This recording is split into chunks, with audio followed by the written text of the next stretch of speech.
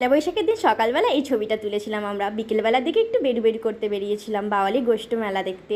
দেখতেই পাচ্ছ বাওয়ালি স্কুল, আর এখানে কত লোকজন যাতায়াত করছে। তখন বাজে প্রায় রাত 8টা, অনেকটাই সন্ধে হয়ে গেছিলো। আর আমি আস্তে আস্তে মেলার দিকে ঢুকছি। এটা দেখতে পাচ্ছ বাওয়ালি রাজবাড়ি, আর এটা হলো সেই গুপ্ত বৃন্দাবন ধামের মন্দিরগুলো। বাওয়ালি রাজবাড়িটা কতটা সুন্দর লাগছে, আর মন্দির প্রাঙ্গণটাও খুব সুন্দর করে সাজানো হয়েছে।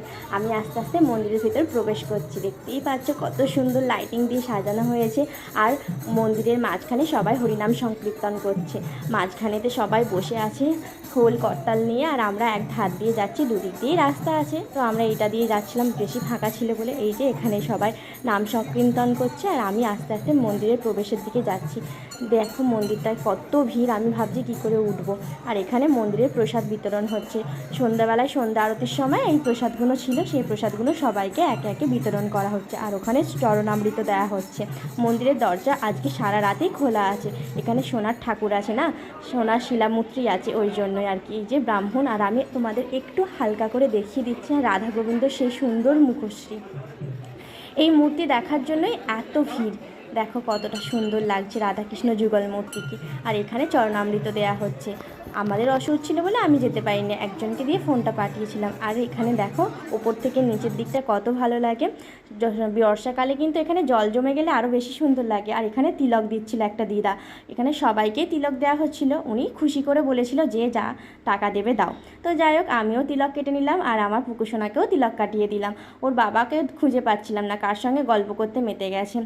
এত ভিড়ের মধ্যে খুঁজে পেলে যে কি করে খুঁজে পাবো সেটাই বুঝতে পারছি না। দেখো তোমরা বন্ধুরা কতটা ভিড় হয়েছে, আর সুন্দর সুন্দর দোকান বসেছে। এই যে বাবুর হাত ধরে ওর বাবার দাঁড়িয়ে আছে। আমরা কিন্তু সবাই ম্যাচিং ম্যাচিং ড্রেস পরেছিলাম, রয়্যাল ব্লু কালার। বাবুকে ড্রেসটা একটু ডিপ ব্লু হয়ে গেছে, বাবুই নতুন জামা পরেছে, আমরা কেউ কিন্তু পরিনি। এখানে সুন্দর সুন্দর মাটির যে পাখিগুলো দেখতে পাচ্ছ, জোড়া শালিক জোড়া পাখি, এই পাখিগুলো মাত্র 20 টাকা করে দাম ছিল।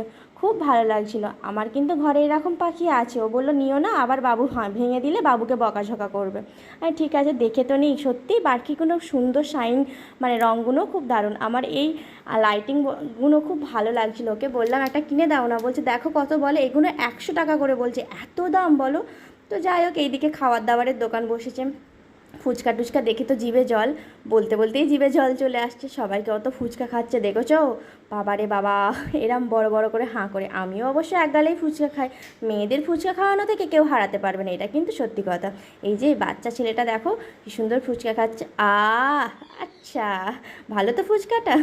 তো যাই হোক, ও যখন কখনো ভিডিওটা দেখবে তো ভাববে আমার ফুচকা খাওয়াটাও দিদিভাইটা তুলে নিয়েছে। তো এই দিকেও বেলুন বিক্রি করা হচ্ছে। খাওয়া দাওয়ার পর্ব শেষ, তাহলে তোমাদের মন্দিরটা একটু ভালো করে ঘুরিয়ে দেখায়। এখানে খাবার দাবারের দোকান বসেছে, papdi chaat, ghugni, phuchka, roll, ice cream, cold drinks, সমস্ত কিছুর দোকান আছে। আগে মেলাটা ঘুরি, তারপরে তো আমাদের খাওয়া দাওয়া। আর সেদিনে যেহেতু অশোক ষষ্ঠী ছিল, আমি কিছুই খাইনি ফুচকা ছাড়া। আর বাবু খেয়েছিল ফুচকা, আইসক্রিম, এগুলো খেয়েছিল। আর বাড়ি আসার পথে ওরা দুজন মোমোও খেয়েছিল। সে ভিডিওটা দিতে পারিনি, সরি বন্ধুরা। তোমরা দেখো বন্ধুরা, মেলাতে কতটা ভিড় হয়েছে। আর এই গরমে সবাই গেছে। ও মুখে কি হাসি কাকুর, কাকুর কত সুন্দর হাসছে দেখেছো, একদম এক পাটি দাঁত বার করে। যাই হোক, কাকুর হাসিতেই বোঝা যাচ্ছে কাকু কতটা খুশি। আর এটা হলো সেই মন্দিরের দোকান, গুপ্ত বৃন্দাবনের ধামের নিজস্ব এটা দোকান। এখানে সমস্ত রকম কৃষ্ণ ঠাকুরের ছবি টবি, তারপরে তিলক, মাটি, গলার মালা, সব কিছু পাওয়া যায়। মন্দিরটা এত বড়, তোমাদের ঘুরিয়ে দেখাতে পারবো না। দেখো, তবু যতটা চেষ্টা করেছি ঘুরিয়ে দেখাচ্ছি।